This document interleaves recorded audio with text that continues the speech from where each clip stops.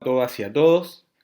Hoy nos toca ver la cápsula donde veremos el concepto de fuerza y tipos de fuerza. Primero que todo tenemos que definir qué es el concepto de fuerza, ¿ya?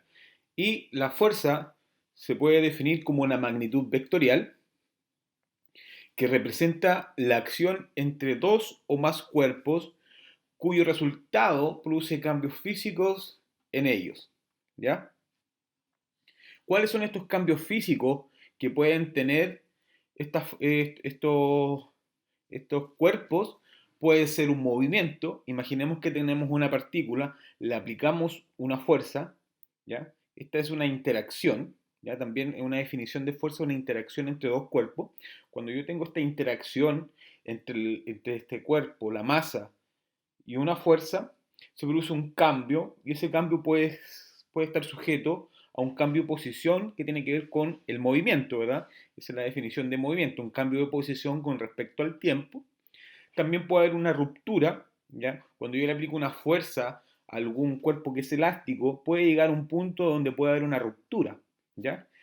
O también cambiarle a un cuerpo que venga en movimiento o venir en movimiento, yo le puedo aplicar una fuerza y esa fuerza puede provocar que ese objeto puede quedar en reposo. Acá vemos una imagen de una persona que está levantando pesas, ¿cierto? Una halterofilia, que es el deporte de levantamiento de pesas, ¿verdad? Y como dice acá, es una magnitud vectorial, por lo tanto, la fuerza depende de su magnitud, depende de su, ¿cierto? La magnitud tiene que ver con el número, el módulo, ¿cierto? Tiene que ver también con su dirección y también tiene que ver con su sentido, ¿ya? Esos son los tres conceptos del vectores, ¿verdad? Entonces, las fuerzas están representadas por vectores, ¿ya? ¿Cómo puedo medir yo estas fuerzas? ¿Ya? Las fuerzas nosotros las medimos a través de un objeto que se llama dinamómetro, ¿ya? Y el dinamómetro nos permite medir la cantidad de fuerza que, que tiene un cuerpo, ¿ya?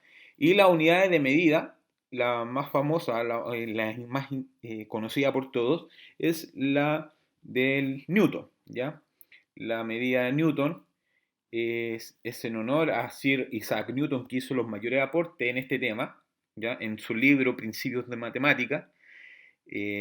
Y ahí habló del concepto de fuerza, y ahí también habló de las leyes de Newton, que son en el siguiente video vamos a ver esos tres grandes principios, que son en realidad después de principios llamaron a hacerse leyes, ¿ya?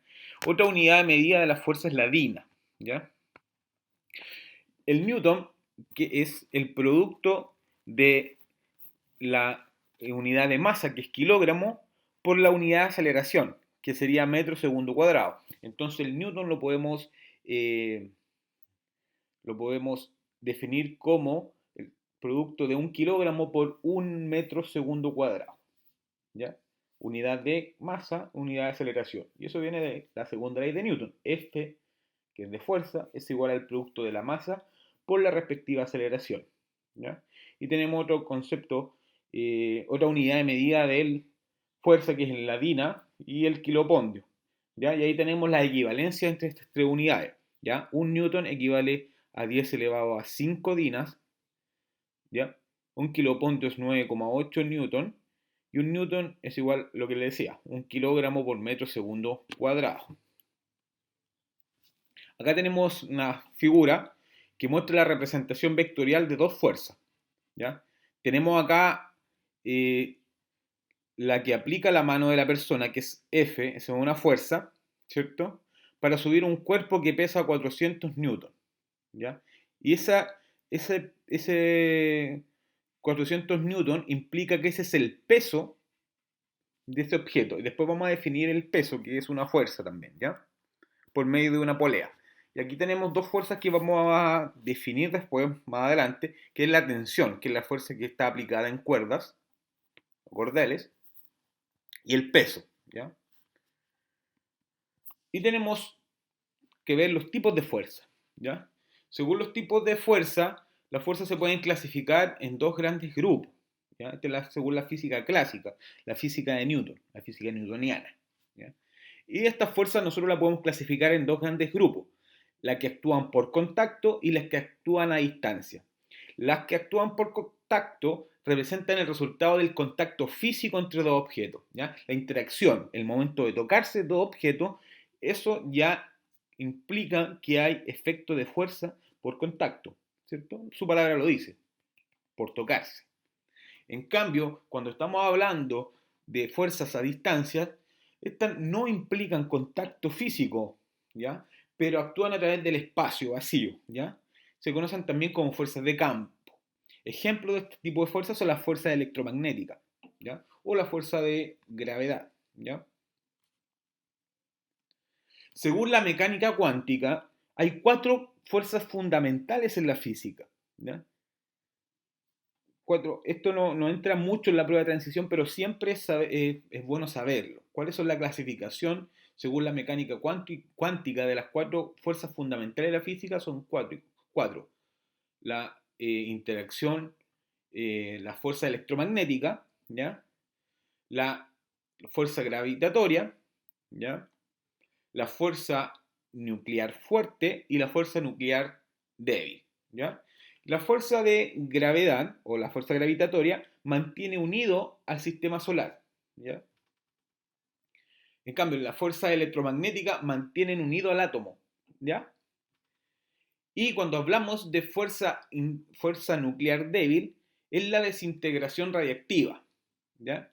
Y cuando hablamos de interacción fuerte, son las interacciones más fuertes que existen y estas son las encargadas de mantener unido el núcleo del átomo, ¿ya? Ahora vamos a ver tipos de fuerzas de la mecánica clásica, la mecánica newtoniana. Y la primera que tenemos que ver nosotros es el peso. El peso de un objeto se define como la fuerza de gravedad sobre el objeto y se puede calcular como el producto de la masa por la aceleración de gravedad. Se define por W, ¿ya?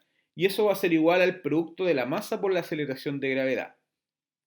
Puesto que el peso es una fuerza, su unidad en el sistema internacional es el newton, ¿ya?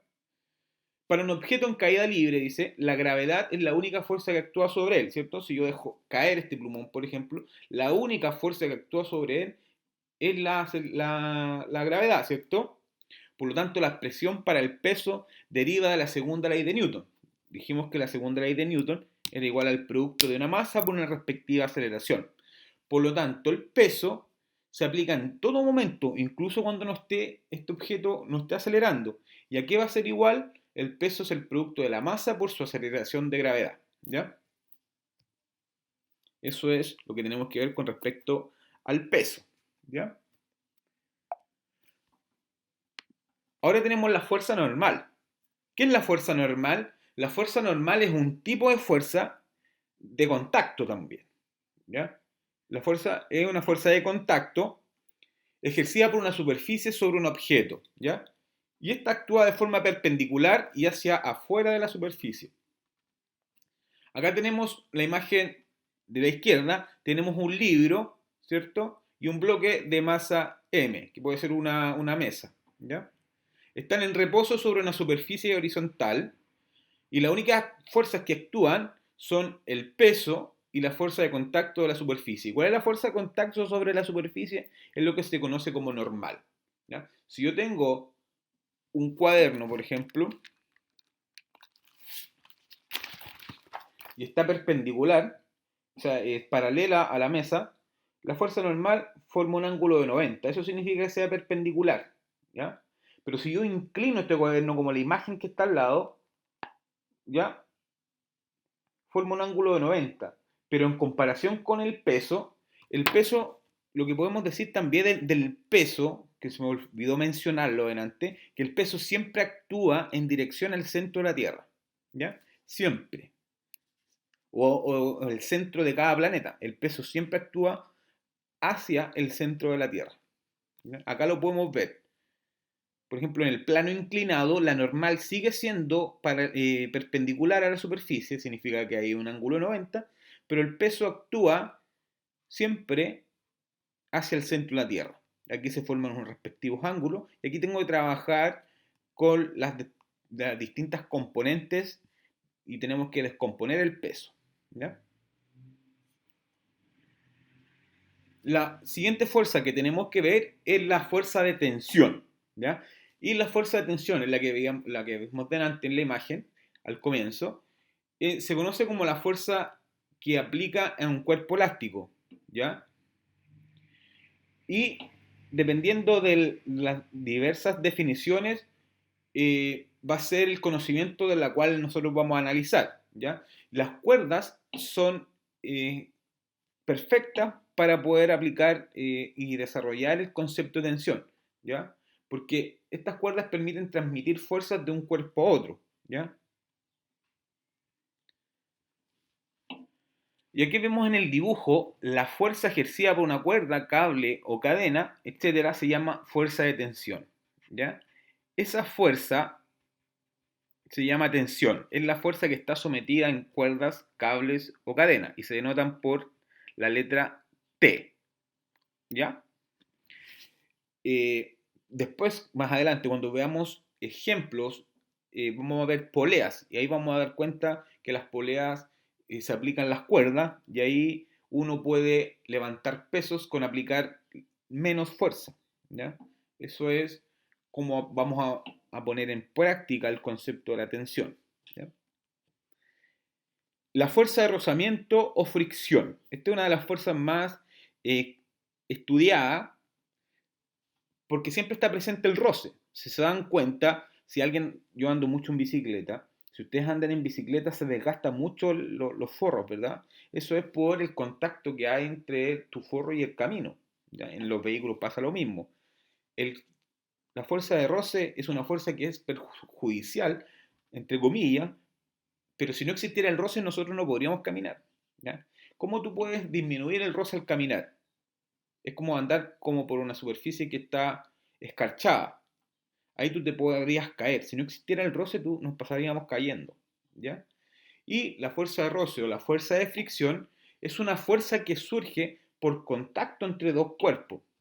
Y siempre, ojo con eso, siempre se opone al movimiento. ¿Ya? La fuerza de roce, si yo estoy moviendo este lápiz con una superficie que es rugosa, por ejemplo mi mano, le estoy aplicando una fuerza hacia allá, la fuerza de roce siempre es contraria.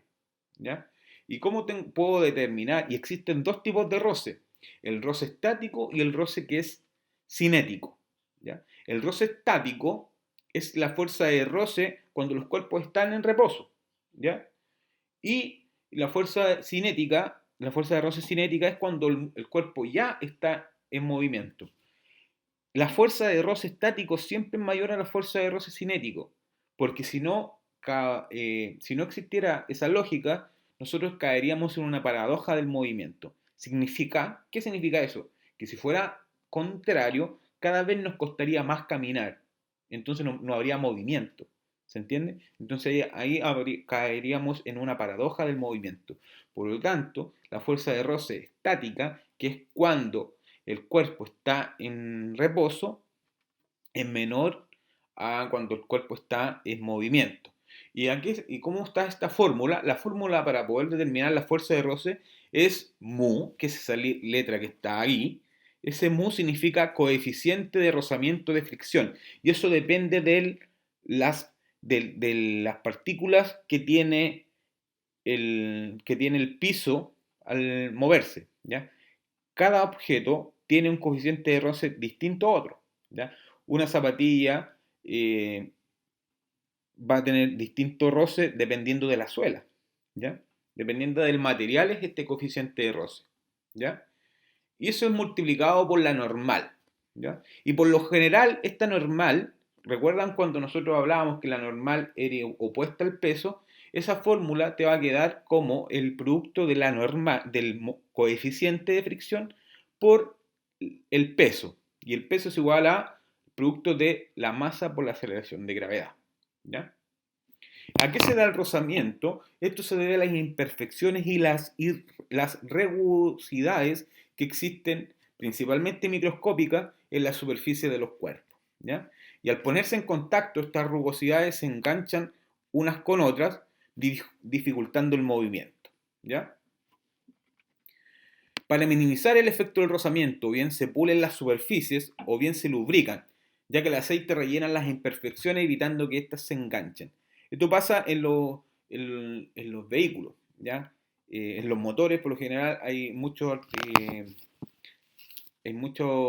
cuerpos metálicos que van rozando y si no existieran esas lubricaciones, el roce por lo general produce calor, ¿cierto? Si tú te frotas las manos, estás rozándote las manos, tú te vas a provocar calor, ¿ya? Si no existieran estos lubricantes en los automóviles, esas piezas se romperían, ¿ya?